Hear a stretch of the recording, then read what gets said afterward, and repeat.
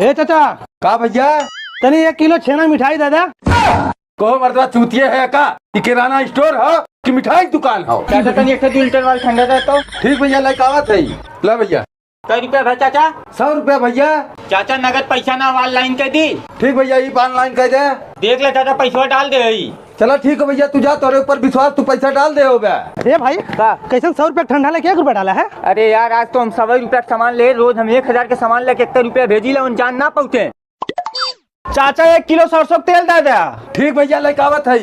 ले भैया कै रुपया भाई चाचा? 180 रुपया भैया। नगद पैसा ना बा चाचा, ऑनलाइन कर दे। कद भैया ऑनलाइन कह दे। देख ले चाचा हो ये हमें लगा तो बुढ़ऊ सही में ना समझ में आवत। 1,000 का सामान लेके हम गोले होले। चाचा 1 किलो काजू, 1 किलो बादाम, 1 किलो मुनक्का दे दे। ले भैया कै रुपया भाई चाचा? 2500 है भैया। चाचा नगद पैसा ना ले, ऑनलाइन कह दे। कह दे भैया ऑनलाइन कह दे। ले देखा चाचा डाल दे। को सारा 2500 सामान लेके 1 रुपया डाला थे। 1 रुपया डाला है ये 1 रुपया।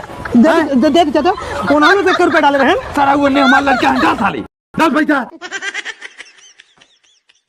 हो ये चाचा जो भाग।